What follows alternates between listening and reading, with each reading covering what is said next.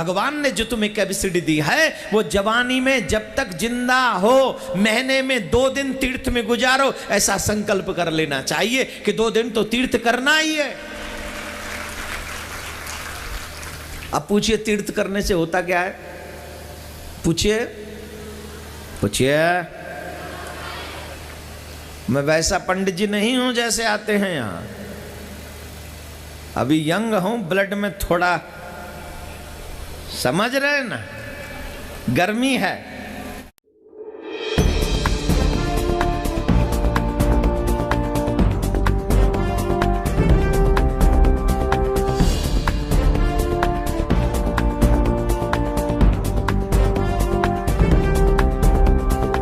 झूठ बोल रहे हैं, गलत एग्जाम्पल कोड कर करके दुनिया को, भोली जनता को एक बार लतीफेदार बातें सुना करके अपने पीछे लगा रहे हैं। अध्यात्म मार्ग इनके पास सुन। तीर्थ वो स्थान है जहाँ किसी ने कोई साधना की, चल किसी ने थोड़ी बहुत साधना कर भी ली तो वो लेकर चला गया अपने पुण्य को। देखिएगा श्रीमद् देवी भागवत में बिल्कुल क्लियर कर दिया। अब देखिएगा श्रीमद् देवी भागवत गीता प्रेस गोरखपुर से प्रकाशित है। ये वही है, संपादक हनुमान प्रसाद पोदार, चिमनलाल गोस्वामी। अब बार बार यूँ दिखाना पड़ेगा, देखो न सोचे ये नकली छाप रहे हो अपनी, पेटा ना पर विश्वास ना हो बच्चे गए। गीता प्रेस गोरखपुर प्रकाशित है, गोविंद मुनि कार्यालय कोलकाता। 417 पृष्ठ पे क्या कह रहा है? राजन, यह निश्चित है कि तीर्थ देह संबंधी मैल को धोकर साफ कर देते हैं, किंतु मन के मैल धो देने के लिए उनमें शक्ति नहीं है। वाह भाई वाह। चित्त शुद्ध तीर्थ गंगा आदि तीर्थों से भी अधिक पवित्र माना जाता है। ये चित्त शुद्ध तीर्थ, ये सत्संग है परम संत का। यदि भाग्यवश चित्त शुद्धि तीर्थ सुलभ हो जाए तो मानसिक मल के धुल जाने में कोई संदेह नहीं। परंतु राजन, इस चित्त शुद्धि तीर्थ को प्राप्त करने के लिए ज्ञानी पुरुषों के सत्संग की विशेष आवश्यकता है। वेद शास्त्र व्रत तप यज्ञ और दान से चित्त शुद्धि तीर्थ का प्राप्त होना बहुत कठिन है। वशिष्ठ जी ब्रह्मा के पुत्र थे। उन्होंने वेद और विद्या का सम्यक प्रकार से अध्ययन किया था। गंगा के तट पर निवास करते थे, तथापि द्वेष के कारण विश्वामित्र के साथ उनका वैमनस्य हो गया, बैर हो गया, और दोनों ने परस्पर शाप दे दिया और उनमें भयंकर युद्ध होने लगा। राजन, व्यास जी कहते हैं, व्यास जी बता रहे हैं, राजन, इस प्रकार वशिष्ठ और विश्वामित्र का परस्पर युद्ध छिड़ गया था, जिससे उन दोनों को ही महान कष्ट भोगना पड़ा। नरेंद्र, दानव मानव एवं देव योनि से संबंध रखने वाले कौन ऐसा व्यक्ति जगत में है, रखने वाला, देव योनि से संबंध रखने वाला ऐसा व्यक्ति कौन जगत में है जो अहंकार पर विजय प्राप्त करके निरंतर सुख से समय व्यतीत करता है। इससे सिद्ध हो रहा है कि श्रेष्ठ पुरुषों के लिए भी चित्त का शुद्ध होना बड़ा कठिन है।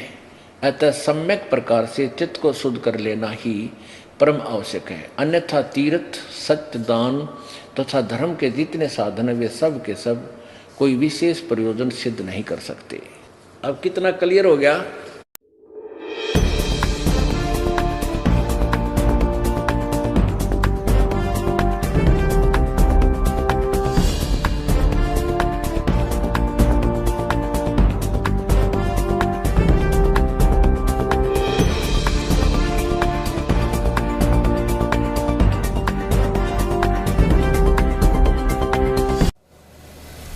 नहीं, मैं आपको सच बताऊंगा, इसमें झूठ नहीं बोलना, बटरिंग नहीं करनी, जो सच है। तीर्थ क्यों करना चाहिए? देखो, मानव जीवन मिले तो तीर्थ जरूर करना चाहिए। वृंदावन कौन कौन नहीं गया अभी तक? अरे अब तो पीएम साहब कल आ रहे वृंदावन में, तुम पीएम तो बिजी है गए। देखिए, ये बात तो एक ऐसी है, पर सच बताऊं, मानव जीवन प्राप्त करने के बाद तीर्थ अवश्य करना चाहिए।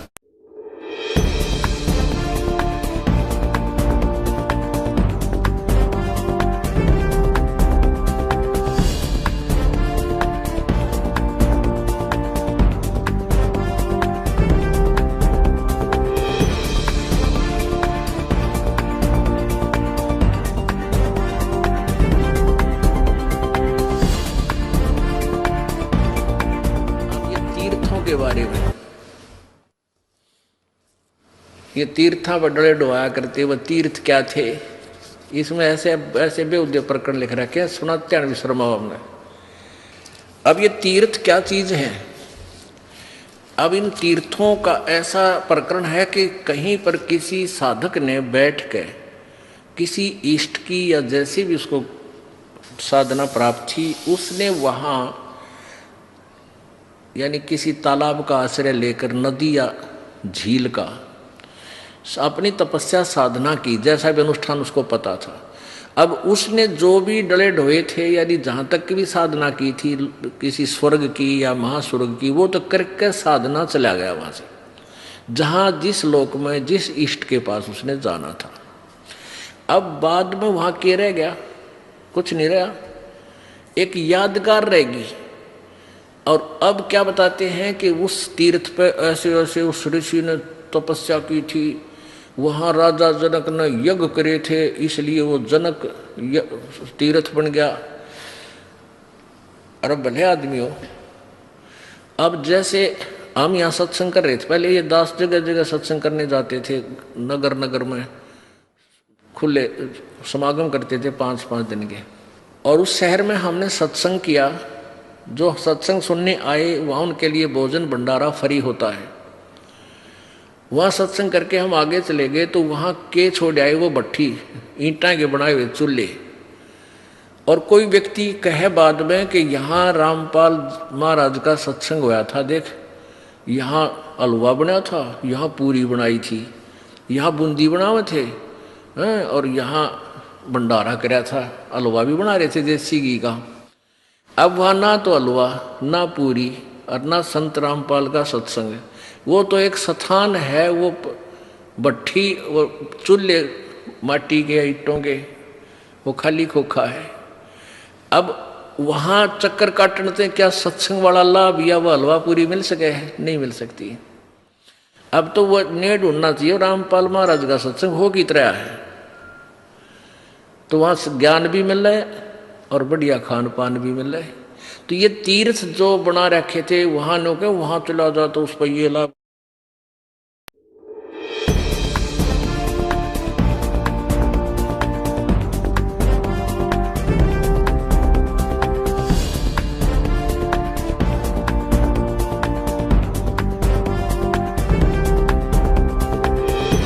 जब आप पाप करते हो, चाहे अनचाहे, बहुत पाप हमसे होते हैं मेरे भाई बहन, बहुत, आप गिन नहीं सकते इतने पाप होते हैं चाहे और अनचाहे में। तो जब आप तीर्थ करने जाते हो तो जब तक के जो पाप होते हैं वो नष्ट हो जाते हैं उस तीर्थ में जाते ही। इसलिए हर महीने के पापों को महीने में तीर्थ में जाके खत्म कर लेना चाहिए। बजे अगर इकट्ठे हो गए भैया, कहते हैं ना बूंद बूंद से क्या बढ़ता है, जोर से बोलिए। क्या चाहते हो पाप का घड़ा भरे? नहीं चाहते हो ना, इसलिए पाप के घड़े को तो खाली रखो, तीर्थ में जाओ, तीर्थ में जाकर हर महीने तीर्थ करो और तीर्थ करके 1 महीने के पापों को तीर्थ में समाप्त कर दो। बोलो राधे राधे।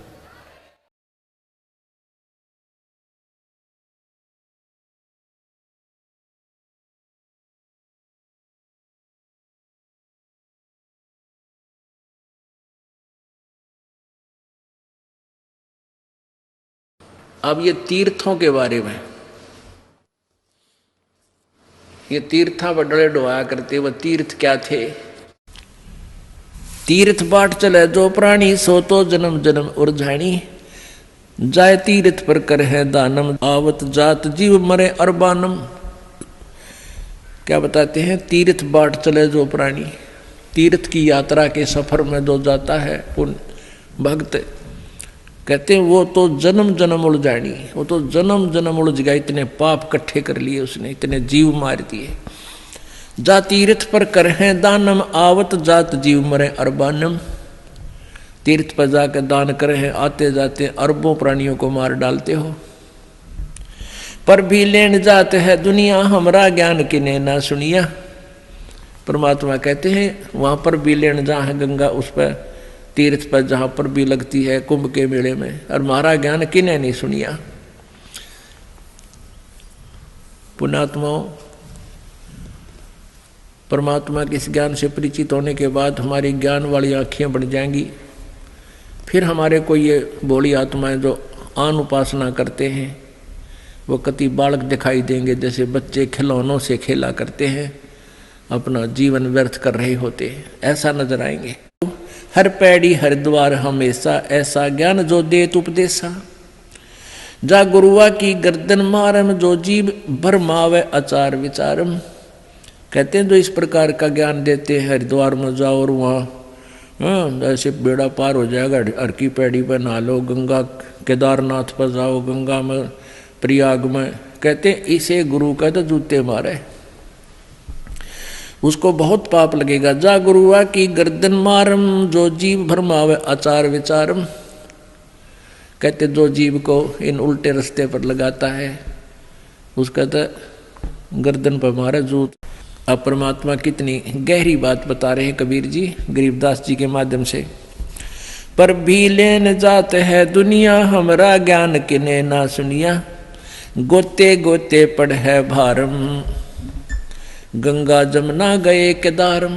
कहते जितने गोते मारोगे ना उन तीर्था में जाकर गंगा में जाइए चाहे, और तो कहते गोते एक गोते में जैसे डुबकी लगाने में, कहते हैं डुबकी में तुम्हारे ऊपर पाप का भार बनेगा। गोते गोते पड़ है भारम, गंगा जमुना गए केदारम। चाहे केदारनाथ पर जा लिए चाहे गंगा जमुना में जाना, वहां तुम्हें दोष ही दोष लगेगा। लोहागर पोकर की आशा, अंतकोट जीव होत बिनासा।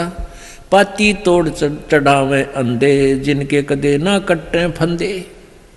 और फिर पत्ते तोड़ तोड़ के भोग लगावे, फूल चढ़ावे, कहते इनके कदे भी फंदे ना कट्टे, कभी भी पाप नहीं कमाओ, जन्म मन से छुटकारा कभी नहीं हो सकता। गंगा काशी गया पिरागू, बहुर जाए द्वारा ले दागू। भूत जुनी जा छूटे है, पिंड दान करनते। गरीबदास जिंदा कहे भाई ना मिले भगवंत। इस तरीके से प्रभु प्राप्ति नहीं होगी। जगन्नाथ जो दर्शन जाई, काली प्रतिमा भवन कै माही। जगन्नाथ के दर्शन करने जाते हैं, कहते वह काली प्रतिमा, काली काली ही मूर्ति दे रखी भगवान उस भवन के माही, उस मंदिर में।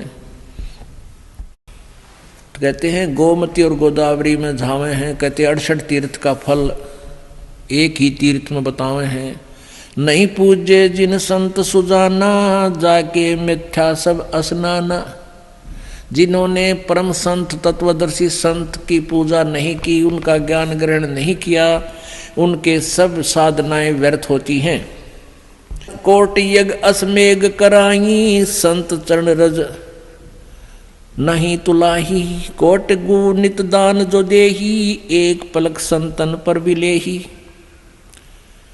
कहते हैं करोड़ अश्वमेघ यज्ञ करे और परम संत की कहते हैं संत चरण रज सम नाही तुलाही।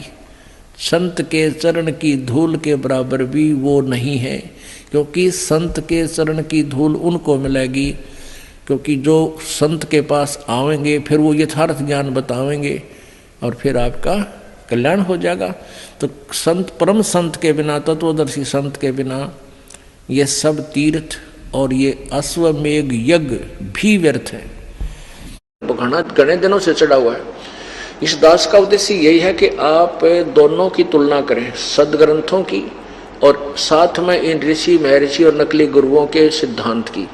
तो यदि ये वेदों से नहीं मिलती है इनकी थ्योरी, इनका सिद्धांत, इनके विवेचन, इनका ज्ञान वचन, तो इनकी थ्योरी कभी भी ठीक नहीं है। इसको त्याग देना चाहिए, इनको एक तरफ डाल देना चाहिए, स्वीकार नहीं करना चाहिए।